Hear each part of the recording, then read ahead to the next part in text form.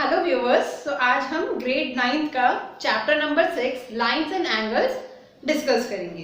ठीक है, basically this is going to be an introduction video, right. So इस video में आप लाइंस एंड एंगल्स के बारे में समझेंगे बिल्कुल बेसिक से।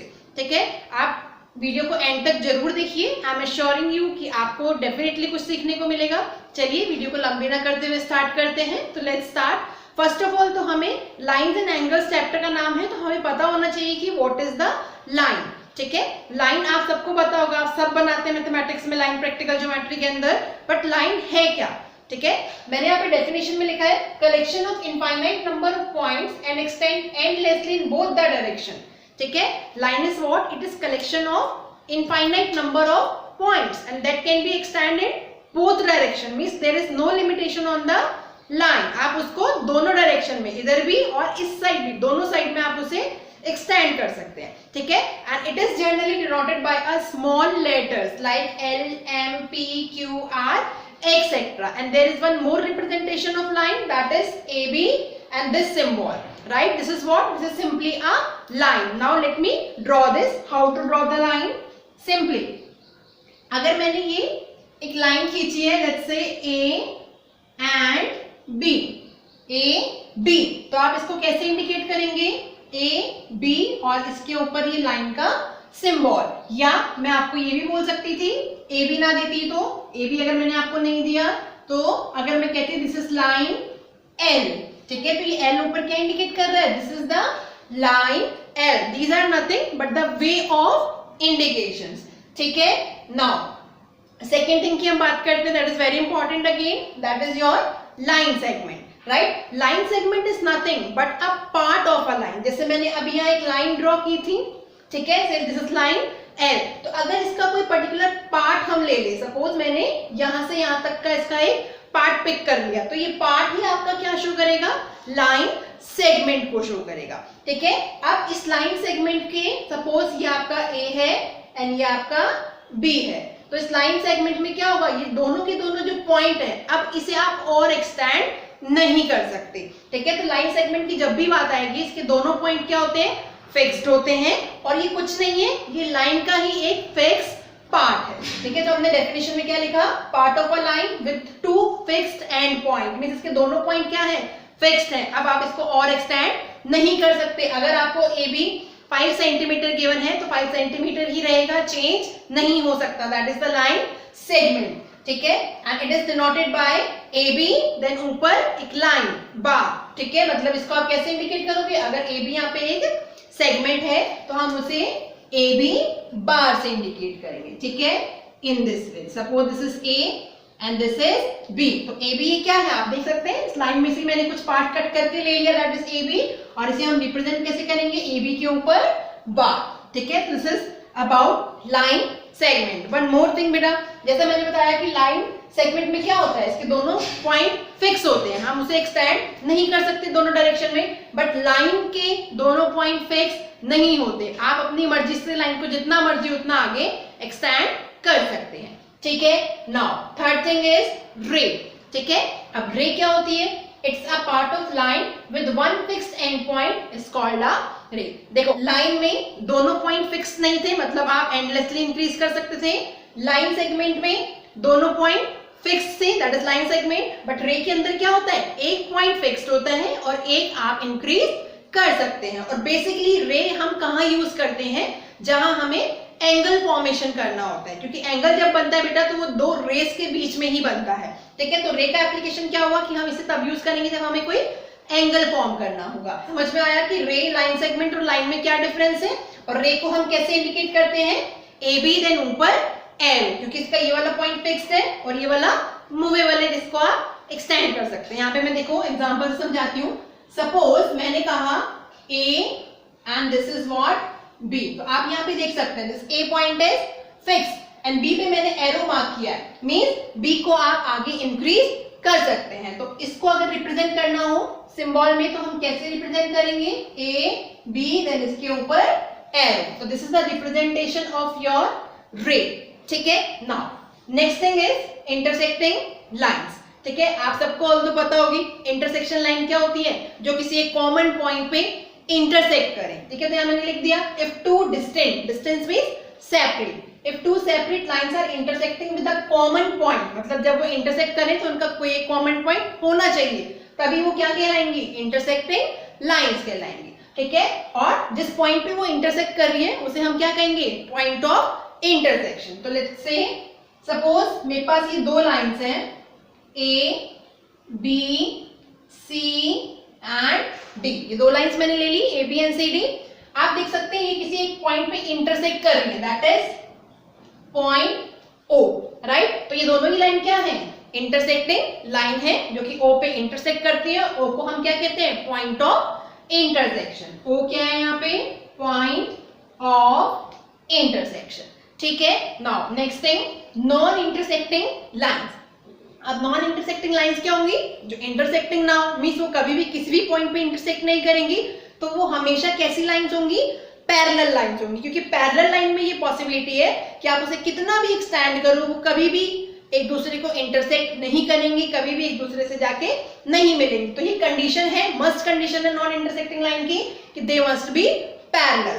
To distance line which are not intersecting, then these two lines will be parallel with constant distance between them, ठीक है। सपोज मैंने एक दो लाइंस बनाई, again A B and C D, this is A B and this is C D. आप देख सकते हैं इन दो लाइंस के जो बीच का डिस्टेंस है ये हमेशा क्या है, कांस्टेंट है, ये चेंज हो रहा है, नो। तो this is what, this is the parallel line. और पैरेलल लाइन से क्या होती है, हमारी नॉन इंटरसेक्टिंग लाइंस होती हैं, क्लियर। इनमें कभी भी पॉइंट ऑफ इंटरसेक्शन नहीं देखने को मिलेगा, राइट। तो this is all about the basic of lines, ठीक है। सो नेक्स्ट टॉपिक हमारा है एंगल्स, ठीक है। तो पहले हम समझते हैं कि एंगल होता क्या है। अभी मैंने आपको प्रीवियसली बताया था कि एंगल कब बनता है, जब दो रेज यूज होती हैं, ठीक है। तो यहाँ मैंने डेफिनेशन में लिखा है an angle is formed when two rays originating from the same end point, so rays making an angle called arm of angle and end point is called the vertex। ये क्या लिखा है मैंने, देखिए मैं आपको समझाती हूँ। अगर मान लीजिए ये दो क्या है, रेज है, ऑब्वियसली दोनों क्या है, रेज है, O A and O B, ठीक है। आप देख सकते हैं ये कॉमन पॉइंट O से स्टार्ट हो रही है, या आपके लिए कॉमन पॉइंट इनका क्या है, O है, या इनका एंड पॉइंट आप इसको बोल दीजिए, आप कुछ भी बोल सकते हैं, ठीक है। तो इस पॉइंट को हम क्या कहते हैं, वर्टेक्स। क्या कहते हैं इस पॉइंट को, वर्टेक्स। और ये OA और OB क्या है, इन्हें हम कहते हैं आर्म्स, ठीक है। किसकी आर्म्स, एंगल की, angle of arms of the angle and the vertex of the angle, ठीक है। तो इन दोनों रेस के बीच में जो ये मेजर होता है उसे ही हम क्या कहते हैं, एंगल थीटा, ठीक है। फिर से देखिए, two rays are originating from the same end points makes an angle. Two rays making angle are called the arms and the common point या end point is called the vertex of the angle, ठीक है। So this is about angle, definition of angle। अब हम बात करते हैं types of angles की, ठीक है। types of angles आपने अपने previous grade में भी स्टडी किए होंगे, कुछ basic types of angles होते हैं। तो सबसे पहले हम बात करते हैं acute angle की। क्या होता है acute angle, which is less than 90 degree. तो ऐसा एंगल जो 0 से 90 डिग्री के बीच में लाई करता है उसे हम क्या कहते हैं, एक्यूट एंगल। तो let's write it. Acute angle क्या होता है, if theta is in between 0 degree and 90 degree, तो this kind of angle is called the acute angle. Next is the right angle. Right angle क्या होता है, means 90 degree. अगर angle theta की value 90 degree हो जाती है तो आप क्या कहेंगे, this angle is right angle. Next obtuse angle. Obtuse angle क्या होता है, which is in between 90 degree and 180 degree. तो अगर थीटा 90 और 180 के बीच में है तो ऐसे एंगल को हम क्या कहते हैं, ऑब्ट्यूज एंगल।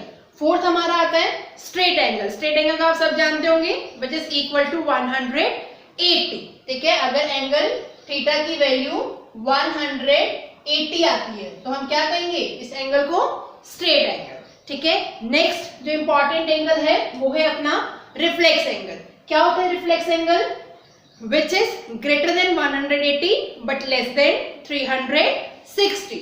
अगर थीटा की वैल्यू 180 डिग्री से 360 डिग्री के बीच में है, तो ऐसे एंगल्स को हम कहते हैं reflex angle. Next is a complementary angle which is one important angle.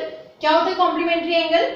If two angles are in such a way that the sum of these two angles is 90 degree, then we will say these two angles are complementary angle. देखिए क्या कहा मैंने, मान लीजिए ये आपके पास दो angles हैं, angle A and angle B, और ये इस तरीके से हैं कि अगर मैं A प्लस B करूं तो मुझे क्या मिले, 90 डिग्री मिले। ठीक है, तो आप क्या कहेंगे, A और B दोनों क्या हैं, कॉम्प्लीमेंट्री एंगल है। ठीक है, यहां लिख देती हूं, सम ऑफ टू एंगल्स किसके इक्वल आ जाए, 90 डिग्री के इक्वल आ जाए, देन हम क्या कहेंगे, these two angle are complementary angle. तो ए और बी यहाँ पे क्या हो गए, कॉम्प्लीमेंट्री। क्यों? क्योंकि a plus B is equal to 90 degree. अब ये a और b कुछ भी हो सकते हैं, 30, 60, 50, 40, 45, 45। ठीक है, कोई भी कॉम्बिनेशन हो सकता है, बट मेजर क्या है कि इनका सम 90 डिग्री आना चाहिए, तभी वो कॉम्प्लीमेंट्री एंगल को फॉर्म करेंगे। Next similar angle is supplementary angle. जैसे यार दो एंगल का सम 90 डिग्री आता है तो हमने कहा कॉम्प्लीमेंट्री। अगर किसी भी दो एंगल का सम 180 आ जाता है तो हम उन दोनों एंगल को क्या कहेंगे, सप्लीमेंट्री एंगल। ठीक है, लेट्स सपोज हमारे पास ये दो एंगल्स हैं इन दिस वे। ठीक है, this one A and this is B। अब आप यहां से देख सकते हैं ये स्ट्रेट एंगल बन रहा है पूरा, तो ये ऑब्वियसली 180 होगा, और 180 हो क्या मैं a प्लस बी के इक्वल लिख सकती हूँ, यस। तो यहाँ पे हम कह सकते हैं कि a प्लस बी कितना आ रहा है, 180। तो ऐसे दो एंगल जिनका सम 180 आ जाता है, उसी एंगल को हम क्या कहते हैं, supplementary angle. If sum of two angles, if sum of two angles is equal to 180, then these two angles are called the supplementary angles. For example, this here A and B are supplementary angle because A plus B is equal to 180. ठीक है, now next we'll discuss adjacent angle. Adjacent means आसपास वाले angle. ठीक है, इसको maths में कैसे define करते हैं, अगर किसी दो एंगल के बीच में एक कॉमन आर्म है और एक कॉमन वर्टेक्स है, या आप आर्म की जगह रेज भी बोल सकते हैं, तो ऐसे एंगल्स को हम क्या कहते हैं, एडजेसेंट एंगल। जैसे मान लीजिए ये मेरे पास दो रेज हैं, ठीक है, इनके बीच में एक कॉमन रे जा रही है, दैट इज OA। OA क्या है बेटा, यहाँ पे common rays between these two, OX and OY let's say. ठीक है, तो common arm and O is what, common vertex. तो इसके इस कॉमन आर्म के ऊपर और नीचे दो एंगल बन रहे हैं, let's say A and this is B। तो A और B यहाँ पे क्या है, एडजेसेंट एंगल। तो आप कैसे डिफाइन करोगे, an angle with common arms and common vertex, ठीक है, are said to be adjacent angle A and B। और ध्यान रखना रेस के ऊपर और जस्ट रेस के नीचे एंगल्स बनने चाहिए, बिल्कुल उससे मिला के, तभी वो एडजेसेंट होंगे, right. Now next will discuss linear pair of angles. अब लीनियर पेयर ऑफ एंगल्स क्या होते हैं, अभी हमने एडजेसेंट एंगल पढ़ा, राइट। अब अगर कोई एडजेसेंट एंगल इस तरीके से हैं कि उनका सम क्या हो जाए, 180, तो उसी को हम क्या कहते हैं, लीनियर पेयर्स ऑफ एंगल। क्या कहा मैंने, if sum of two adjacents, sum of two adjacent angle क्या हो जाए, 180 हो जाए। In this way similarly this is common row, sorry this is common arm OA, this is what, common arm OX, another arm and OY is another arm. तो आप देख सकते हैं OA इज कॉमन आर्म, और common arm के आसपास मान लो ये A है और ये B है। अब ये इस तरीके से बन रहा है कि इनका सम क्या आ रहा है बेटा, 180। तो इसी को हम क्या बोलेंगे, लीनियर पेयर ऑफ एंगल। यहाँ पे A प्लस बी कितना बन रहा है, 180। तो इसी को मैंने क्या कह दिया, लीनियर पेयर्स ऑफ एंगल। तो this is all about angles. Now will discuss the two axioms and one theorem. ठीक है, नाउ सबसे पहले हम ये समझते हैं एक्सियोम्स क्या होते हैं। ठीक है, एक्सियोम्स बेटा वो लॉजिक होते हैं, वो ट्रुथ होते हैं जिन्हें हमें प्रूव करने की रिक्वायरमेंट नहीं होती। मतलब ये मैंने अगर स्टेटमेंट लिखा है तो कोई आपसे इसका प्रूफ नहीं मांगेगा। ठीक है, ये यूनिवर्सल ट्रूथ होते हैं। Axiom is what which are universal truth and need not to be prove. ठीक है, तो दीज आर द एक्सियोम। तो let's study the very first axiom, that is axiom number 1। क्या कहती है एक्सियोम? इफ अ रे स्टैंड ऑन अ लाइन, ठीक है, अगर कोई रे एक लाइन के ऊपर स्टैंड करती है, कैसे? जैसे मान लीजिए मेरे पास ये एक लाइन है और इसके ऊपर ये रे इस तरीके से स्टैंड कर रही है, ठीक है, then the sum of two adjacent angles so formed is 180। एक लाइन के ऊपर एक रे स्टैंड कर रही है, मान लेते हैं ये लाइन AB है और इसके ऊपर OC रे स्टैंड कर रही है, तो इस तरीके से जो दो एडजेसेंट एंगल बनेंगे, कौन कौन से बनेंगे? This is A and this is B, ठीक है, तो इनका सम ऑलवेज कितना आएगा? 180। So plus B is equal to 180। This is universal truth. और इसे आप ऐसे भी देख सकते हैं, this is what? This is the straight angle, वो भी 180 का होता है, तो आई कैन से ना this is the universal truth, it need not to be prove. ठीक है, now axiom number 2 which is nothing but the converse of axiom 1। अभी हमने क्या कहा था कि लाइन के ऊपर रे स्टैंड कर रही है तो बनने वाले एडजेसेंट एंगल का सम 180 होगा। अब हम इसे उल्टा बोलते हैं, अगर बनने वाले दो एडजेसेंट एंगल का सम 180 है तो ऑब्वियसली जिसके ऊपर ये बन रहे हैं वो एक लाइन को फॉर्म करेगी। वही चीज हमने यहाँ लिखी है, let's study. If the sum of two adjacent angle is 180 then the non common arms of the angles form a line। देखिए कैसे, ये एक सेगमेंट है लेट्स से, और इसके ऊपर ये रे है, ठीक है, मान लेते हैं ये O है, ये A, ये B और ये C। मुझे नहीं पता अभी AB लाइन है या नहीं है, बट मेरे पास इंफॉर्मेशन क्या है? If sum of two angle, मतलब ये जो एंगल्स हैं A और B, इन दोनों का सम कितना दे रखा है मुझे? 180। तो ये यूनिवर्सल ट्रुथ होगा कि किसके ऊपर ये स्टैंड कर रहे हैं वो ऑब्वियसली किसको इंडिकेट करेगा? एक लाइन को इंडिकेट करेगा। दिस नॉन कॉमन आर्म, देखो ये तो कॉमन आर्म हो गई OC, तो नॉन कॉमन आर्म्स क्या बनाएंगी? लाइन बनाएंगी। नॉन कॉमन आर्म यहाँ कौन सी है? OB and OA, OA and OB। क्या है यहाँ पे? Non common arms, non common arms. तो ये नॉन कॉमन आर्म क्या बनाएंगे? दोनों एक लाइन को इंडिकेट करेंगे। This is your axiom number 2। फिर से देखते हैं, अगर दो एडजेसेंट एंगल का सम किसी भी वे में 180 निकल के आता है तो हम क्या कहेंगे? जिसके ऊपर ये बन रहे हैं, जिस बेस के ऊपर ये बन रहे हैं, वो बेस एक लाइन को इंडिकेट करेगा। ये दोनों ही नॉन कॉमन आर्म्स क्या कहलाएंगी? एक लाइन को फॉर्म करेंगी। ठीक है, now let's start theorem number 1। क्या कह रही है theorem 1? If two lines intersect each other, then vertically opposite angles are same या equal. If two lines, suppose ये दो lines हैं AB and CD, AB and CD, और ये common point O पे intersect करती हैं, so इनके vertically opposite angles क्या होंगे? Same होंगे। पहले तो हम ये समझते हैं vertically opposite angle कहाँ होंगे। देखिए ये जो एंगल है मान लेते हैं A, और ये जो एंगल है मान लेते हैं B, ये दोनों एक दूसरे के क्या है? Vertically opposite. ये दोनों क्या होंगे? इक्वल होंगे। ऐसे ही ये एंगल है आपका C और ये D, तो ये दोनों भी वर्टिकली अपोजिट है एक दूसरे के, ये दोनों भी क्या होंगे? इक्वल होंगे। ठीक है, तो थ्योरम क्या कहती है? If two lines are intersecting then A is equal to B and C is equal to D। ठीक है, this is the theorem. Now अब हमें इसका प्रूव करना है, क्योंकि कई बार एग्जाम में पूछ लेता है prove that vertically opposite angles are same if two lines are intersecting at a common point. तो हम इसका प्रूफ देखते हैं। देखिए प्रूफ कैसे करेंगे आप इसका? सबसे पहले तो हमें पता है AB क्या है? एक लाइन है। ठीक है, AB is what? AB is a line. और अगर मैं इस वाले नीचे वाले पार्ट को छुपा दूं तो OC क्या है? इसके ऊपर एक रे है। AB is a line, OC is रे। ठीक है, देखिए मैंने इसको छुपा दिया तो ये AB के ऊपर OC क्या है? कैसे बन रही है?